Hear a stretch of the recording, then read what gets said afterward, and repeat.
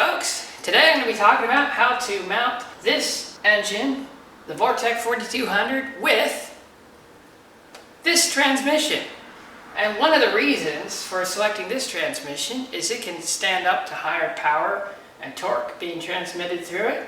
So rather than using the regular transmission you would use with Vortec 4200, it's more ideal for us, since we're making so much more power, to use a much beefier transmission. But as you can see, there's a problem, i.e., how in the world do you get this thing with this bolt pattern to mount up to this thing with this bolt pattern? They're completely different. Well, today in this video, I'm going to show you how we did it. So to start off, you can grab the dimensions for the standard Chevy Bellhousing bolt pattern from, say, an old book. Given that this bolt pattern has been around for over half a century, there's plenty of information on it, so here are all the dimensions. But when it comes to the Vortec 4200, as you can see, the information isn't as readily available. So in my case, I went about trying to find where the position of all these holes are. And to do that, I actually set up a camera, and I lined up the center of the camera with the center of the crank, and then I put it a certain distance away, and then shot a picture of the bolt pattern in this plane. Now there's a couple errors to, of course, watch out for when you're trying to take pictures of things and then get measurements from pictures, and that is the basic pixel size you're dealing with. So if you're looking at hard edges between things, your actual pixel size will dictate how accurate you can measure something, so whatever the pixel size may dictate the error. But additionally, you have something known as a perspective error. So a way of showing that is if I'm just looking here, and let's say I set up my camera here, and the plane I'm taking measurements from is this blue plane right here. Okay? Well, the camera can see only this red arc, in essence. So, and what you end up seeing there is the red arc and the blue plane are different. And the dimension of this arc versus the dimension of this plane here will end up slightly different.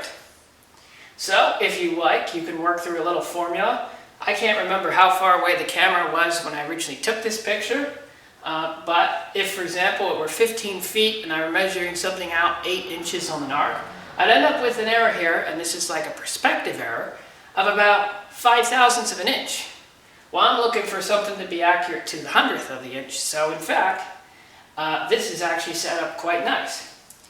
Now, as it turns out, when I go to take measurements on this photo, and you can see the lines I drew when I took measurements here, what I ended up doing is I ended up scaling the photo, and I made it so that the distance between the locating dowels, from the center of this locating dowel to that locating dowel, were the correct distance apart. So what that means is everything lying out here on this periphery ends up being in about the right location, and that perspective error goes away. But you would still have the perspective error towards the center, and just because of the stretching that occurs. So anyway, here is how I laid everything out, and I took measurements very carefully of all these holes, accurate to the 100th of an inch. And following that, of course, you can then throw all of these different dimensions and hole locations into a drafting program, such as shown here, and draw up your plate. So, once you get everything drawn out, you print out the pattern, and as is always preferable, measure twice and cut once. So, put your pattern up on the engine and check all your hole locations, make sure they're in the right spot. As it turns out, oddly enough, these two holes you would think are the same distance from the center, right as to left. You'd think they'd be basically the center axis of the holes would also be aligned with the center axis of the engine, but it turns out they're not. They're actually offset. If you take the centers between the holes versus the center of the engine, they're offset about a 32nd of an inch. So that's something to be mindful of, that these two lower holes, they do not mirror each other side to side. So moving on, And one of the nice things of having a pattern is you can lay it out on a 3/8 inch thick piece of steel, lay everything out, and then start running around on the piece of steel with a digital readout on your mill. Have all your dimensions easily accessible on paper right next to you, and then run around on there and cut all the holes. You can even cut the hole where the starter will insert through using a 3 1/4 inch hole saw. But when you do this, you want to run this through at a slightly slower speed because it's cutting at a larger radius / diameter, and then keep it plenty lubricated. So here are all the holes as they lay out. The bolts that insert and bolt right into the engine, of course, are countersunk up in this area. The 1, 2, 3, 4, 5 holes, whereas the holes down here do not need countersunk because the transmission isn't mounting down here. So those could just be regular holes for where the bolts go through. So of course these are countersunk because the transmission flange bolts directly to the surface, and the bolts that go through the transmission to bolt it to are these holes here, which are threaded. So make sure when you drill these that the drill bit is slightly smaller, so then you can go through with a tap and thread these holes. So for those you have 1, 2, 3, 4, 5, 6, and 7. We have the locating dowels right here, 1 and 2, and then some of these optional holes up here which you can choose to include or not.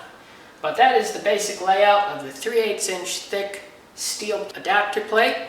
Moving on, after you get all those holes cut, you can then begin cutting out the plate to detach it. And so right here, Calvin and Dad are cutting a nice outer radius for the bottom edge. And then after that, you can cut on the inside about a 7-inch radius, an inside hole. And when it comes out, it looks something like this. And you can of course test fit it to your engine. Here are these countersink bolts, right here. And then the transmission bolted right up too, and you can see when we traced out the outline of the transmission, there's where it lands. And so these countersinks here are pretty critical in order to mount your transmission, because that is where the flange of the bell housing hits that adapter plate. Continuing on, you may need to clearance a couple places on the engine block, such as removing a little metal here where the bolt from the transmission goes through and then continues to the front side of the adapter plate. So a little bit of clearance here, perhaps a little bit of clearance here. And then next, you of course need to clearance the actual transmission for where the starter comes through from the front side. So a little bit is removed from the bell housing of the transmission. So here's what it all looks like, all nice and painted up. The adapter plate mounted to the engine, and it's looking very nice.